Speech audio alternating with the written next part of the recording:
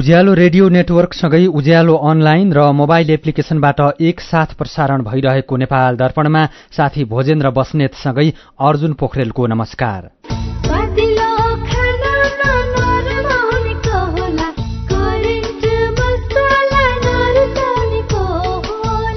नेपाल दर्पणको साथमा करेन्ट मसला र करेन्ट चिया, स्वादको झट्का। नेपाल दर्पण सुरु गरौं मुख्य खबरका शीर्षकहरूबाट। 8 दिनदेखि उभिएर धरना दिइरहेका यीको स्वास्थ्य अवस्था गम्भीर बन्दै गएकोमा मानव अधिकार आयोगको गम्भीर ध्यानाकर्षण। माग पूरा गर्ने अधिकार महानगरसँग नभएको मेयर शाहको भनाई। डाक्टरहरूको आन्दोलन आज पनि जारी। विश्व पर्यटन दिवस नेपालमा पनि मनाइयो। कोरोना र आर्थिक मन्दीले थलिएको व्यवसाय लयमा फर्कँदै अझै प्रवर्धनात्मक अभियानसँगै नीतिगत सुधारको खाँचो रहेको व्यवसायीहरूको भनाई। नेपालमा 57वटा देशको 2.5 खर्ब रुपियाँ भन्दा धेरै वैदेशिक लगानी। मलेसियाको कम्पनीले रासायनिक मल कारखाना स्थापनाको लागि विस्तृत सम्भाव्यता अध्ययन गर्ने। निज्जर हत्यामा भारत संलग्न रहेको प्रमाण पेश गर्न क्यानाडालाई भारतको चुनौती। क्यानाडाले उपलब्ध गराउने सूचनामा अनुसन्धान अघि बढाउन तयार रहेको भनाई। र एसियाली खेलकुदको क्रिकेटमा मंगोलियामाथि नेपालको कीर्तिमानी जित। धेरै विश्व रेकर्ड तोडिए। भारतसँग पेनाल्टीमा हारेर नेपाल 19 वर्ष मुनिको साफ च्याम्पियनशिपबाट बाहिरियो। बीएससी तहमा अनलाइन आवेदन फारम भर्ने म्याद थप सम्बन्धी सूचना।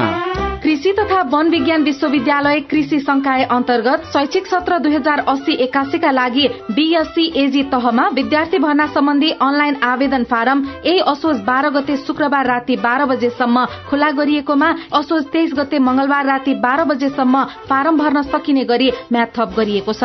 प्रवेश परीक्षा यही असोज 26 गते शुक्रबार बिहान 11 बजे रामपुर र काठमाडौँमा सञ्चालन हुनेछ। भर्ना सम्बन्धी विस्तृत जानकारीको लागि यस विश्वविद्यालयको वेबसाइट www.afu.edu.np/admission मा हेर्न सकिनेछ। दिन कृषि संकाय जोडेको छ नेपालीलाई एक आपसमा, उनेको छ नेपाललाई विश्व सञ्जालमा। हिमाल पहाड तराईमा देश, गाउँ होस् या सहर, सबको मनको कुरा साट्ने पुर्याइदिन्छ रहर। नेपाल टेलिकम, हामी जोडिएका छौं मनदेखि मनसम्म एकताको सूत्रमा। पाएका छौं भरपर्दो संचार माध्यम नेपाल टेलिकम, राष्ट्रको संचार। नेपाल दर्पणमा अब खबरको सिलसिला। राष्ट्रपति रामचन्द्र पौडेल समक्ष विभिन्न 4वटा देशका लागि नियुक्त नेपाली राजदूतहरूले पद तथा गोपनीयताको शपथ लिनुभएको छ। राष्ट्रपति कार्यालय शीतल निवासमा आज आयोजित समारोहमा फ्रान्सका लागि नेपाली राजदूत सुधीर भट्टराई, संयुक्त अरब इमिरेट्सको लागि तेजबहादुर छेत्री, कुवेतको लागि घनश्याम लम्साल र स्विजरल्याण्डको लागि नेपाली राजदूत रामप्रसाद सुवेदीले शपथ लिनुभएको हो। यसैबीच चीनको औपचारिक भ्रमणमा रहेका प्रधानमन्त्री पुष्पकमल दाहाल प्रचण्ड आज लासा पुग्नु भएको छ। चीनको छोङछिङ शहरबाट प्रधानमन्त्री प्रचण्ड तिब्बतको स्वायत्त क्षेत्रको राजधानी लासा पुग्नु भएको हो। तिब्बतमा रहँदा प्रधानमन्त्री प्रचण्डले राजनीतिक भेटघाट र कैलाश मानसरोवर ताल एवं कैलाश पर्वतको भ्रमण समेत गर्नुभएको छ। गएको शनिबारदेखि चीनको औपचारिक भ्रमण थाल्नुभएका प्रचण्ड सेप्टेम्बरको 30 तारिक अर्थात् आउँदो शनिबार स्वदेश फर्कने कार्यक्रम छ। राष्ट्रिय मानव अधिकार आयोगले 8 दिनदेखि काठमाडौँको राष्ट्रिय सभागृह अगाडि उभिएर धरनामा रहेका यीको स्वास्थ्य अवस्थाप्रति गम्भीर ध्यानाकर्षण भएको जनाएको छ। आयोगले आज विज्ञप्ति निकालेर साना सड़क व्यवसायीहरूलाई विकल्पसहित व्यवस्थापन गर्न माग गर्दै उभिएर धरना दिइरहेका यीको स्वास्थ्य अवस्थाका बारेमा ध्यानाकर्षण भएको जनाएको हो। रातिको 12 बजेदेखि बिहान 5 बजेसम्म कुर्सीमा बस्ने र बाँकी समय लौरो टेकेर उभिने गरेको यीका दुवै खुट्टा अस्वाभाविक रूपमा सुन्निएको, नाक र घाँटीको छाला खुइलिएको तथा रातो डाम परेको, औषधि सेवन गरिरहेको लगायतका जानकारीहरू अनुगमनबाट पाएको आयोगले जनाएको छ। यीले उठाएका साना सड़क व्यवसायीलाई विकल्पसहित व्यवस्थापन गर्नुपर्ने विषय मानव अधिकार र संविधानमा भएको पेशा रोजगारीको हकसँग पनि जोडिएकाले तत्कालै उहाँका माग पूरा गर्न आयोगले नेपाल सरकार र काठमाडौँ महानगरपालिकाको ध्यानाकर्षण पनि गराएको छ। साथै आफ्नो स्वास्थ्य र जीवन नै जोखिममा पारी कठिन प्रदर्शन नगर्न र प्रदर्शनका अरू विकल्प खोज्न पनि आयोगले यीलाई आग्रह गरेको छ। यसैबीच काठमाडौँ महानगरपालिकाका मेयर बालेन्द्र शाहले अभियन्ता यीले उठाएका माग पूरा गर्न काठमाडौँ महानगरसँग कानूनी आधार नभएको बताउनु भएको छ। अभियन्ता यीलाई सम्बोधन गर्दै सामाजिक सञ्जालमा स्ट्याटस लेखेर शाहले अहिले कानूनी व्यवस्थाहरूले यीका माग पूरा गर्न नसक्ने प्रष्टीकरण दिनुभएको हो। यीले उठाएका मागहरूलाई आफूले नपन्छाउने भन्दै शाहले फुटपाथ वा बाटोमा व्यापार गर्नु गैर कानूनी भएको पनि बताउनु भएको छ। फुटपाथ बाहेक सार्वजनिक जग्गामा व्यापार गर्न दिने कुरा अहिलेको कानूनले मेयर मात्र नभई मन्त्री परिषदले पनि गर्न नसक्ने उहाँको दावी छ। केपी शर्मा ओली, डाक्टर बाबुराम भट्टराई, गगन कुमार थापा, कमल थापा, स्वर्णिम वाग्ले लगायतलाई सम्बोधन गर्दै उहाँले जायज माग पूरा गर्ने सतही कुरा गर्नुभन्दा पनि स्पष्ट कानून बनाउन आग्रह गर्नुभएको छ। यसैबीच गृह मन्त्रालयले अस्पतालहरूमा तोडफोड तथा डाक्टरमाथि कुटपिट गर्दा हुने दण्ड सजाय सम्बन्धी सूचना सबै स्वास्थ्य संस्थामा सहजै देख्ने गरी राख्न निर्देशन दिएको छ। गृह मन्त्रालयका प्रवक्ता केदारनाथ शर्माले निकाल्नुभएको विज्ञप्तिमा स्वास्थ्यकर्मी तथा स्वास्थ्य संस्थाको सुरक्षा सम्बन्धी ऐन 2066 को संशोधन 2079 ले गरेको कसुर र दण्ड सजायसँग सम्बन्धित व्यवस्था उल्लेख गरेर सूचना टाँस्न भनिएको छ। यस्तै गृह मन्त्रालयले स्वास्थ्य संस्थामा कार्यरत स्वास्थ्यकर्मीहरूमाथि भएका दुर्व्यवहारका घटनामा संलग्न दोषीलाई ऐन बमोजिम कारबाही गर्न पनि मातहतका निकायलाई निर्देशन दिएको छ। गृह मन्त्रालयले विज्ञप्ति मार्फत आन्दोलनमा रहेका स्वास्थ्यकर्मीहरूलाई काममा फर्कन आह्वान पनि गरेको छ। तर डाक्टरहरूले भने दोषीमाथि कारबाही नभएसम्म आन्दोलन नरोक्ने भन्दै प्रदर्शनलाई जारी राखेका छन्। डाक्टर तथा स्वास्थ्यकर्मी र बिरामी पक्षबीच विश्वासको कमी हुन थालेको छ। यसकै कारण डाक्टर तथा स्वास्थ्यकर्मीमाथि कुटपिटका घटना दोहोरिन थालेका छन्। कतै कतै भने उपचारका क्रममा डाक्टरको पनि लापरवाही हुने गरेको पाइएको छ। उपचारमा लापरवाही गर्ने डाक्टर र डाक्टर तथा स्वास्थ्यकर्मीलाई कुटपिट गर्ने दुवै पक्षलाई कानूनी कारबाही हुने व्यवस्था छ। बिरामी पक्ष र डाक्टर बीच भइरहेको विश्वासको कमी हटाउन स्वास्थ्य मन्त्रालयले के गर्दैछ त भनेर साथी दिपा तिमल सिन्हाले मन्त्रालयका प्रवक्ता डाक्टर प्रकाश बुढाथोकीलाई सोध्नु भएको छ। स्वास्थ्य संस्था शान्ति क्षेत्र हुनुपर्छ। त्यहाँभित्र भएका गतिविधिहरू, त्यहाँ भएका घटनाहरूमा शंका छ भने कानूनी पाटो, चाहे त्यो जिल्ला अदालत होस्, चाहे मेडिकल काउन्सिल होस्, त्यहाँ गएर त्यसको चाहिँ छिनोफानो हुनुपर्छ। बिरामीले पाएको स्वास्थ्य सम्बन्धी हक, त्यो हकबाट कसैलाई पनि कुनै पनि पक्षबाट वञ्चित गरिनु हुँदैन। त्यो घटना घटिसकेपछि तुरुन्तै त्यहाँ चाहिँ बनाले सेवा सुचारू गराउने जिम्मा चाहिँ बनाले नेपाल सरकारको, गृह प्रशासनको हो। अर्को कुरा के हो भने जबसम्म हामी एक अर्काको विश्वासको पाटो हो, यो चाहिँ डक्टर पेसेन्ट रिलेसनसिप भनेको विश्वास लाग्छ भने सम्बन्धित संस्थासँग वा सम्बन्धित चिकित्सकसँग सल्लाह लिने, उपचार लिने हो। विश्वास लाग्दैन भने दोस्रो चिकित्सकसँग लिने हो। विश्वास लिएर गर्दा गर्दै पनि कहिलेकाहीँ आफूलाई शंका लाग्यो, आशंका लाग्यो भने मेडिकल काउन्सिल छ छानबिन गर्ने। प्रमुख जिल्ला अधिकारी हुनुहुन्छ, लापरवाही भएको हो होइन, नेग्लिजेन्स हो कि के हो भन्ने कुराको छिनोफानो गर्ने चाहिँ एउटा कानूनी राज्यको सिद्धान्तमा चाहिँ हामी अगाडि बढ्यौँ भने मात्रै यो चाहिँ निराकरण हुन सक्छ। उहाँहरूलाई चाहिँ कसरी बुझाउने, कानून कार्यान्वयन हुन्छ, तपाईहरूले न्याय पाउनुहुन्छ, न्यायको सुनिश्चितता छ है भनेर कसरी बुझाउने? सबभन्दा पहिले त कानूनको बारेमा जनचेतना जगाउने गरी चाहिँ अब मन्त्रालयले र गृह मन्त्रालयसँग समन्वय गरेर विभिन्न चाहिँ 77वटै जिल्लामा र कानून चाहिँ कार्यान्वयन गराउने निकायहरूसँग चाहिँ सचेतना कार्यक्रम पनि चलाउनु पर्नेछ। त्यही अनुसार चाहिँ स्वास्थ्य मन्त्रालयले सोचिरहेको पनि छ। कहीँ कतै चाहिँ डाक्टरको पनि लापरवाही भएको देखिन्छ। अब लापरवाही नहोस् भन्नको लागि चाहिँ स्वास्थ्य मन्त्रालयले के गर्छ?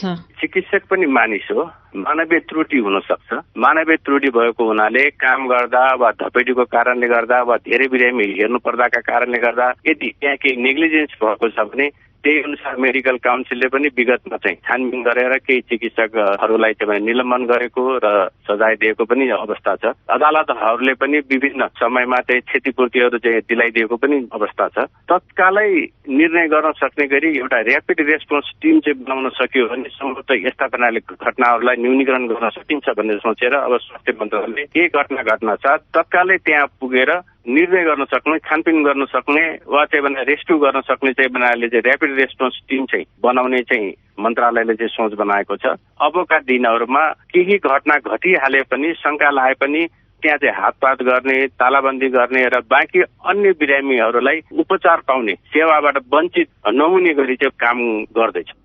उहाँ हुनुहुन्थ्यो स्वास्थ्य मन्त्रालयका प्रवक्ता डाक्टर प्रकाश बुढाथोकी। नेपाल दर्पणमा खबरकै सिलसिला। आज 44औं विश्व पर्यटन दिवस नेपालमा पनि विभिन्न कार्यक्रम गरी मनाइएको छ। यस वर्षको दिवसको नारा पर्यटन र हरित लगानी भन्ने रहेको छ। दिवसका अवसरमा संस्कृति, पर्यटन तथा नागरिक उड्डयन मन्त्रालयले बितेको एक वर्षमा पर्यटन क्षेत्रमा बढ़ी योगदान गर्ने कम्पनी तथा व्यक्तिलाई सम्मान गरेको छ। कोरोना र आर्थिक मन्दीबाट प्रभावित बनेको नेपालको पर्यटन व्यवसाय लयमा फर्कन थालेको छ। कोभिड पूर्व सन् 2019 मा 11,97,191 जना पर्यटक नेपाल आएका थिए। सन् 2023 को पहिलो 8 महिनामा 6,01,360 जना पर्यटक नेपाल आएका छन्। यो वर्ष सरकारले राखेको लक्ष्य अनुसार 10 लाख पर्यटक आउने देखिएको व्यवसायीहरू बताउँछन्। तर यो संख्या नेपालको पर्यटन वहन क्षमताको 30% मात्रै रहेकाले संख्या बढाउन सरकारले प्रवर्धनात्मक कार्यक्रम र समय सापेक्ष नीतिगत सुधार गर्नुपर्ने trekking agencies association of Nepal टानका प्रथम उपाध्यक्ष प्रदीप पण्डित बताउनुहुन्छ। सरकारले कतिपय क्षेत्रमा पर्यटकलाई जान निषेध गरेको देखि लामो समयको अनुमति लिनुपर्ने जस्ता कानूनी व्यवस्थामा सुधार गर्नुपर्ने उहाँको भनाइ छ। यस्तै अहिले हिमाली क्षेत्रहरूमा सड़क बनाउने होडले पदमार्गहरू मासिने क्रम बढेकाले पदमार्ग जोगाउन सरकारले पहल गर्नुपर्ने उहाँको भनाइ छ। प्रवर्धनको काम गर्दा सरकारले अमेरिका र युरोपका देशमा प्रतिनिधि भ्रमण गराउने कुरालाई जोड दिएको भन्दै पण्डितले हामीले विदेश घुमेर भन्दा त्यहाँका लेखक, ब्लगर तथा सेलिब्रिटीहरूलाई ल्याएर उच्च सत्कारसहित गन्तव्यमा पुर्याएमा बढी प्रभावकारी हुने उहाँको भनाइ छ। यसैबीच पर्यटन दिवसको अवसरमा ललितपुरमा आयोजित कार्यक्रममा संस्कृति, पर्यटन तथा नागरिक उड्डयन मन्त्री सुदन किरातीले हवाई क्षेत्रमा नीतिगत र संरचनागत सुधार गर्दै निगमलाई अघि बढाउने कोसिस भइरहेको बताउनु भएको छ। सीधा कुरा प्रष्ट विचार। यो हो उज्यालो रेडियो नेटवर्क। नेपाल दर्पणमा खबरको सिलसिला बाँकी नै छ, सुन्दै गर्नुहोला। सुन त, मेरो कपडा प्याकिङ गरिदेऊ त। श्यामजीको मिसेसलाई क्यान्सर उपचार गराउन इन्डिया सँगै लिएर जानुपर्ने भयो। ए हो र? अनि सुन्नु त, अब क्यान्सरको उपचार सीएमसी क्यान्सर इन्स्टिच्युट भरतपुरमा नै हुन्छ नि। नेपालमै पहिलो पटक अत्याधुनिक भेरिएन्ट ट्युबिम भएको 60 काउस र हाइपर आर्क लगायतका अत्याधुनिक उपकरण प्रयोग गरी मस्तिष्कमा रहेको ट्युमर, फोक्सोको क्यान्सर, स्तन क्यान्सर, घाँटी तथा टाउको सम्बन्धी क्यान्सर, पेट तथा कलेजो सम्बन्धी क्यान्सर, पाठेघरको मुख, गर्भाशय तथा मूत्राशय सम्बन्धी क्यान्सर तथा अन्य क्यान्सरहरूको उपचार हुन्छ। क्यान्सर भएको ठाउँको पहिचान गरी रेडिएसनको माध्यमबाट पूर्ण रूपमा निको हुने गरी पनि उपचार गरिन्छ। सरकारी अस्पतालकै सेवा शुल्कमा उपचार हुनुका साथै नेपाल सरकारबाट प्रदान गरिने क्यान्सर पीडितहरूका लागि 1 लाखसम्मको छुटको व्यवस्था पनि छ। ओहो, यस्तो सुविधा रहेछ। ल, अब क्यान्सर उपचार गराउन सीएमसी क्यान्सर इन्स्टिच्युटमा नै लिएर जान्छौँ। क्यान्सर विरुद्ध आशाको किरण, सीएमसी क्यान्सर इन्स्टिच्युट। फोन 056 494 333 493 555। बचतमा उच्च ब्याज ऋण पनि सस्तो सस्तो सस्तो। बल्ल आयो बचत खाता सोचे सोचे जस्तो। हजुर, बचत सोझै मुद्दतीमा परिणत हुने झन्झटिलो कागजी प्रक्रिया बिना मोबाइल ब्याङ्किङकै माध्यमबाट पनि ऋण सहितका अन्य सुविधाको लागि आजै खोलौं सोचे जस्तै ब्याङ्क खाता। बचत गरौं। ग्लोबल आइएमई ब्याङ्क, सबैका लागि ब्याङ्क।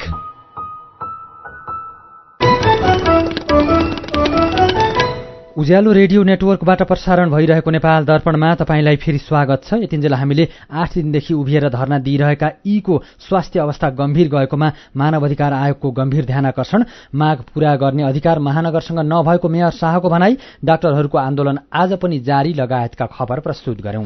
नेपाल दर्पणमा अब आर्थिक खबर। आर्थिक खबरको साथमा नेपाल टेलिकम, राष्ट्रको सञ्चार।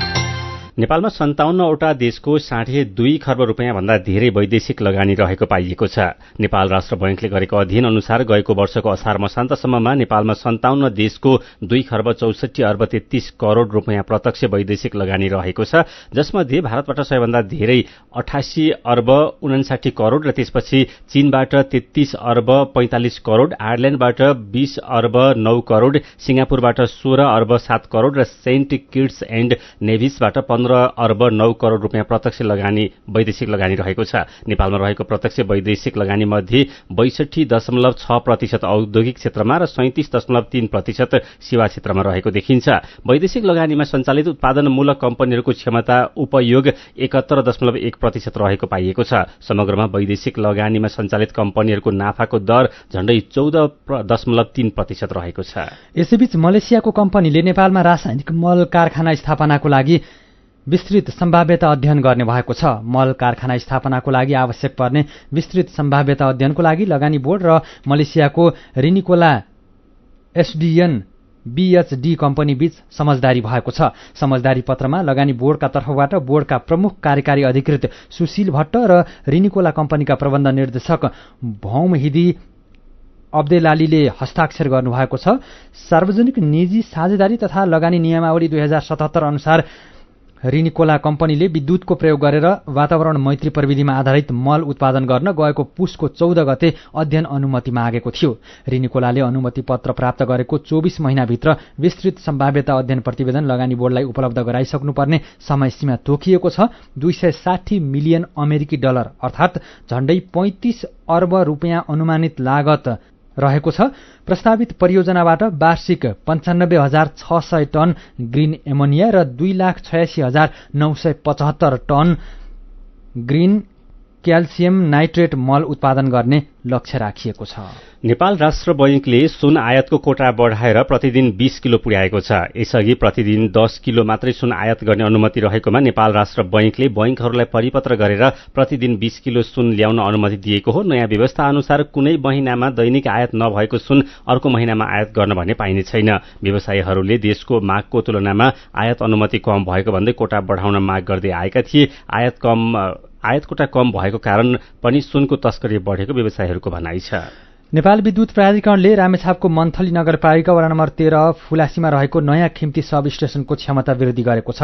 सब स्टेशनमा 100 MVA क्षमताको पावर ट्रान्सफर्मर मात्र रहेकोमा 200 MVA को अटो ट्रान्सफर्मर थप गरेको प्राधिकरणले जनाएको छ। नेपाल सरकार र प्राधिकरणको झण्डै 80 करोड़ रुपियाँ लगानीमा रामेछापको गर्ज्याङ नयाँ खिम्ती प्रसारण लाइन आयोजना अन्तर्गत सब स्टेशनको क्षमता वृद्धि गरिएको हो। प्राधिकरणका कार्यकारी निर्देशक कुलमान घिसिङले नयाँ खिम्ती सब स्टेशनमा राखिएका नयाँ ट्रान्सफर्मर सञ्चालनमा आएसँगै लिखु नदी करिडोरमा सञ्चालित जलविद्युत आयोजनाले बेहोरी रहेका विद्युत प्रवाहको समस्या समाधान भएको बताउनु भएको छ। हिजो बढेको शेयर बजार आज दोहोरो अङ्कले घटेको छ। शेयर बजार परिसूचक नेप्से आज 18.60 अङ्कले घटेर 2004.30 बिन्दुमा झरेको छ। आज सबै समूहको शेयर ओह्रालो लागेर बजार रातामी देखिएको छ। 70,61,000 किता शेयर 1 अर्ब 81 करोड़ 43 लाख रुपियाँमा कारोबार भएका छन्। नेपाल दर्पणमा मेरो पनि भन्नु छ सँगै खबरको सिलसिला बाँकी नै छ, सुन्दै गर्नुहोला। बर्दिया जाउँ, प्रकृति र संस्कृतिसँग रमाउँ। बाटेबाग, हात्ती, गैंडा, कृष्णचार लगायतका वन्यजन्तुसँगै प्राकृतिक सौन्दर्य अवलोकन, थारू कला संस्कृतिसँगै होमस्टेहरूमा स्थानीय परिकार खान पाइने ऐतिहासिक ठाकुरद्वारा मन्दिर, केदारेश्वर धाम, कर्णाली चिसापानी पुल, गेरुवा कोठिया घाट पुल, बढैया ताल, सतखलुवा ताल, इन्टेक अवलोकन, जंगलभित्रै ट्री हाउसमा बासका साथै बर्दिया राष्ट्रिय निकुञ्जभित्र जंगल walk, jeep safari, rafting, camping, fishing लगायतका साहसिक पर्यटकीय गतिविधिमा रमाऊ। ठाकुरद्वाराका पर्यटकीय होटलहरूमा असोज महिनाभरि आरामदायी आवासमा 25% छुट लिई प्रकृति र संस्कृतिको आनन्द लिऊ। लुम्बिनी प्रदेशको प्रमुख पर्यटकीय ठाउँ बर्दिया जाउँ, वन्यजन्तु र प्राकृतिक सौन्दर्यको आनन्दसँगै सांस्कृतिक नाचगानमा रमाऊ। प्रवर्धक पर्यटन विकास परिषद लुम्बिनी प्रदेश तथा आयोजक ठाकुरबाबा नगरपालिका Bardiya, land of tiger Bardiya. मिठो मिठो खानाले कक्क मान नाचोला, स्वादिलो खानामा नरमाउनेको होला, करेन्ट मसलामा बनेको, करेन्ट मसला नरुचाउनेको होला। Hygienic, tasty and fresh Trimurti industries private limited Rupandehi बुटवलद्वारा उत्पादित करेन्ट चिकन मसला, सब्जी मसला, चाउमिन मसला, मोमो मसला, चाट मसला, गरम मसला र अन्य विभिन्न मसलाहरू। करेन्ट मसला, स्वादको झट्का।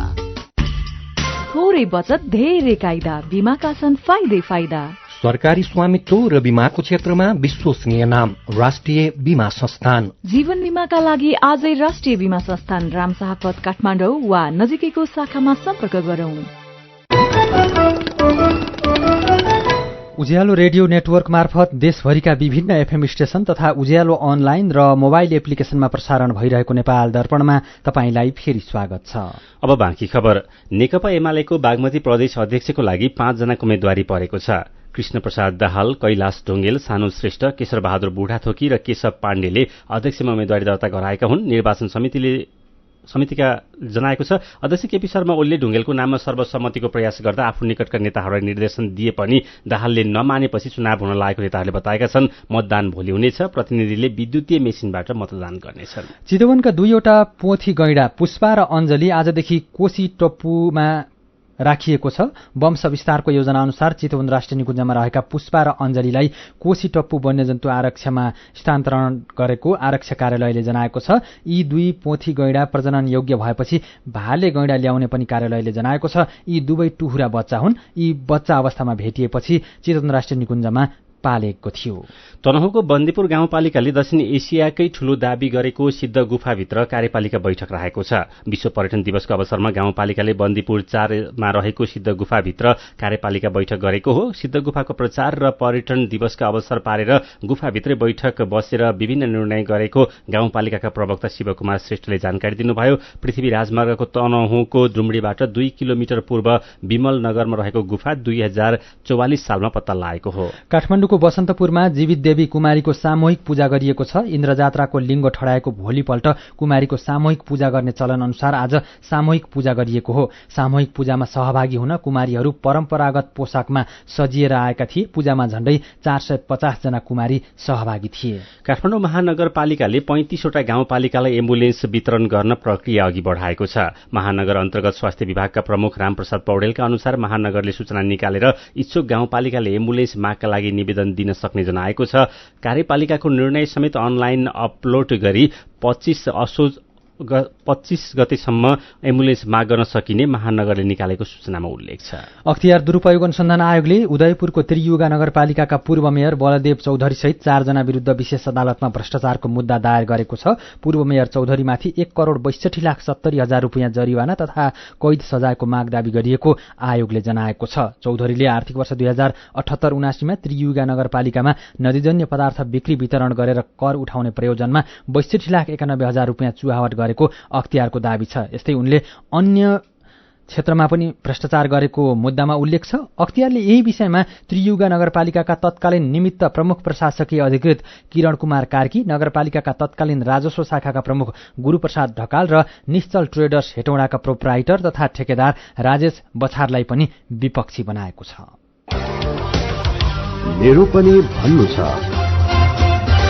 आज विश्व पर्यटन दिवस पर्यटन र हरित लगानी भन्ने नाराका साथ नेपालमा पनि मनाइएको छ। यसै विषयमा लक्सहरूले लेख्नु भएको छ, झण्डै 3 वर्ष कोरोना महामारीले थिचेको पर्यटन व्यवसायलाई उकास्न बाह्य तथा आन्तरिक पर्यटकले निकै मद्दत पुग्छ। पर्यटन क्षेत्रबाटै देशको अर्थतन्त्रमा टेवा पुग्छ। जति पनि पर्यटकीय स्थलहरू छन् त्यहाँ सड़क सञ्जाल, यातायात सेवा तथा अरू सुविधाको पहुँच पुग्नुपर्छ।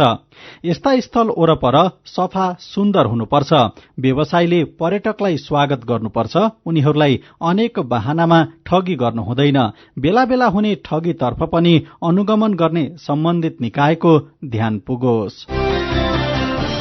एसियाली खेलकुदको क्रिकेटमा मंगोलियासँगको खेलमा नेपालले विभिन्न विश्व कीर्तिमान कायम गरेको खबरमा बुदागत रूपमा लोकेन्द्र खनाल लेख्नुहुन्छ, T20 मा सबैभन्दा धेरै रन 314 बन्यो। फराकिलो जित पनि। 34 बलमा नै कुशल मल्लले शतक बनाए। 9 बलमा नै दिपेन्द्र सिंह ऐरीले अर्धशतक सहित विश्व कीर्तिमान राखे। नेपालले भविष्यमा हुने खेलमा पनि यसै गरी सफलता प्राप्त गर्न सकोस्, शुभकामना। अनि यसै विषयमा कपिल गेवालीले लेख्नु भएको छ, क्रिकेटमा भर्खरै शुरूआत गरेको देशसँगको कीर्तिमानमा आश्चर्य मान्नु हुँदैन जस्तो लाग्छ। नेपालले निरन्तर थप मेहनत गर्नुपर्छ। तर आजको खेलमा बनेका रेकर्ड र रेकर्ड बनाउने खेलाड़ीहरूलाई धेरै धेरै बधाई। विचारका लागि तपाईलाई धन्यवाद। मेरो पनि भन्नु छ।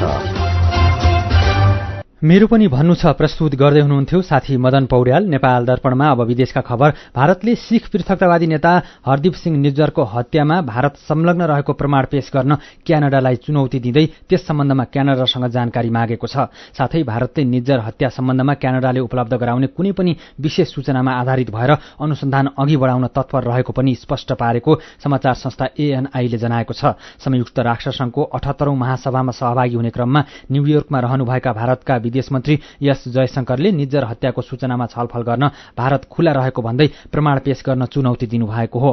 क्यानाडाले निज्जर हत्यामा भारतीयको हात रहेको विश्वसनीय जानकारी आफूसँग रहेको र त्यसको अनुसन्धान गरिरहेको बताएपछि क्यानाडा र भारतको सम्बन्ध बिग्रिएको छ। निज्जरलाई सन् 2020मा भारतले आतंकवादी घोषणा गरेको थियो।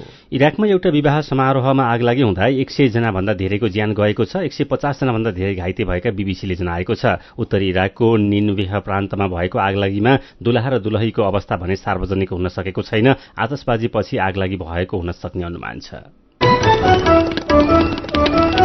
अब खेल खबर। नेपालले 19औं एसियाली खेलकुद अन्तर्गत क्रिकेटमा विश्व कीर्तिमानी जितसहित मंगोलियालाई 273 रनले हराएको छ। जितका लागि 315 रनको लक्ष्य पछ्याएको मंगोलिया 13 ओभर 1 बलमा 41 रनमा अल आउट भयो। अन्तर्राष्ट्रिय कीर्तिमानीको आज वर्षा भएको छ। 273 रन अन्तरको जित नेपालको मात्र नभई विश्वभरमा टी20 इतिहासकै सबैभन्दा ठूलो अन्तरको जित हो।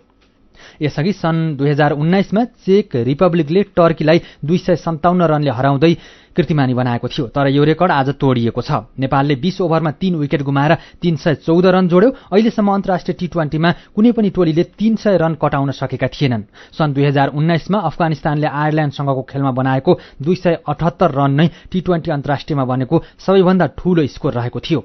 यस्तै नेपालका कुशल मल्लले टी20 क्रिकेटमा सर्वाधिक छिटो शतकको कीर्तिमानी बनाएका छन्। उनले 34 बलमै शतक पूरा गरे। यसअघि भारतका रोहित शर्मा, दक्षिण अफ्रिकाका डेभिड मिलर र चेक रिपब्लिकका सुदेश विक्रम शेखरले समान 35 बलमा शतक बनाएका थिए। आजको खेलमा दिपेन्द्र सिंह ऐरीले 9 बलमै अर्धशतक पूरा गरेर अर्को विश्व रेकर्ड बनाएका छन्। यसअघि टी20मा सर्वाधिक छिटो अर्धशतक भारतीय खेलाडी युवराज सिंहले सन् 2007मा इङ्ल्याण्डसँगको खेलमा 12 बलमै पूरा गरेका थिए। आज 10 बल खेलेका दिपेन्द्रले 8 वटा छक्का प्रहार गरे।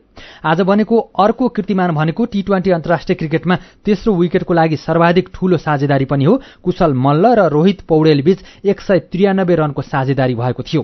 नेपालले टी20 क्रिकेटमा सर्वाधिक छक्काको कीर्तिमानी पनि आजै बनाएको छ। 20 ओभरमा नेपालले 26 वटा छक्का प्रहार गर्यो। यो पनि अर्को कीर्तिमानी हो। नेपालले अब आफ्नो समूह चरणको अन्तिम खेलमा आइतबार मालदिप्ससँग खेल्नेछ। नेपाल क्वार्टर फाइनलमा पुगेमा भारत, पाकिस्तान, श्रीलंका, बंगलादेश र अफगानिस्तान मध्ये एक टोलीसँग खेल्नुपर्नेछ। एसियाली खेलकुद अन्तर्गत क्रिकेटमा नेपालले पदकको लक्ष्य राखेको छ। नेपाल 19 वर्ष मुनिको साफ च्याम्पियनशिप फुटबलको सेमिफाइनलबाट बाहिरिएको छ। आज भएको सेमिफाइनलमा भारतसँग पेनाल्टीमा पराजित भएर नेपाल बाहिरिएको हो। निर्धारित 90 मिनटको खेल 1-1 को बराबरीमा सकिएपछि खेल पेनाल्टीमा गएको थियो। पेनाल्टीमा नेपाल 3-2 गोलले पराजित भयो। आज भएको पहिलो सेमिफाइनलमा भुटानलाई हराउँदै पाकिस्तान फाइनलमा पुगेको छ। पाकिस्तानले भुटानलाई सडन डेथमा 6-5 गोलले हराउँदै फाइनलमा पुगेको हो। भारत र पाकिस्तानको फाइनल पर्सि शनिबार हुनेछ। र अस्ट्रेलियासँगको तेस्रो तथा अन्तिम एक दिवसीय क्रिकेट जित्न भारतले 353 रनको लक्ष्य पछ्याइरहेको छ। राजकोटमा 353 रनको लक्ष्य पछ्याइरहेको भारतले ताजा अवस्थामा 32 ओभरको खेल सकिँदा 3 विकेट गुमाएर 203 रन बनाएको छ। उसका केएल राहुल 15 र श्रेयस अय्यर 31 रन बनाएर खेलिरहेका छन्। भारतले अब 18 ओभरमा 150 रन बनाउनु पर्नेछ। भारतले प्रति ओभर 8.33 रनका दरले रन बनाउनु पर्नेछ। यसअघि टस जितेर पहिले ब्याटिङ गरेको अस्ट्रेलियाले 7 विकेट गुमाएर 352 रन बनायो। उसका लागि मिचेल मार्सले सर्वाधिक 96 र स्टेभेन स्मिथले 74 तथा डेभिड वार्नरले 56 रन बनाए। भारतका जसप्रीत बुमराहले 3 र कुलदीप यादवले 2 विकेट लिए। 3 खेलको श्रृङ्खला भारतले यसअघि नै जितिसकेको छ। आजको खेल जितेमा भारतले श्रृङ्खला क्लिन स्वीप गर्नेछ। अस्ट्रेलिया सान्तोना जितको खोजीमा रहेको छ। भारत भ्रमणमा रहेको अस्ट्रेलिया अब विश्वकप खेलेर मात्रै स्वदेश फर्कनेछ। विश्वकप क्रिकेट अक्टोबरको 5 तारिक अर्थात् यही असोजको 18 गतेदेखि सुरु हुँदैछ।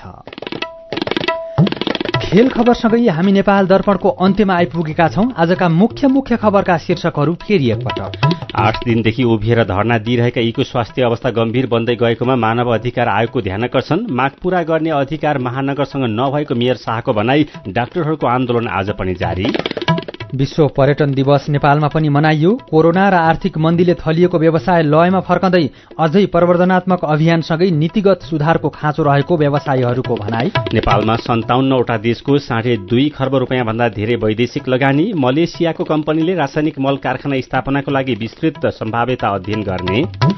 निज्जर हत्यामा भारत संलग्न रहेको प्रमाण पेश गर्न क्यानाडालाई भारतको चुनौती, क्यानाडाले उपलब्ध गराउने सूचनामा अनुसन्धान अघि बढाउन तयार रहेको भनाई। र एसियाली खेलकुदको क्रिकेटमा मंगोलियामाथि नेपालको कृतिमानी जित, धेरै विश्व रेकर्ड तोडिए। भारतसँग पेनाल्टीमा हारेर नेपाल 19 वर्ष मुनिको साफ च्याम्पियनसिपबाट बाहिरियो।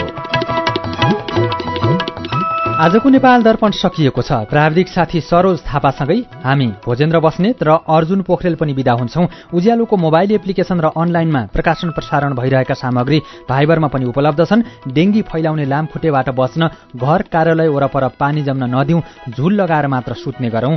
नमस्कार।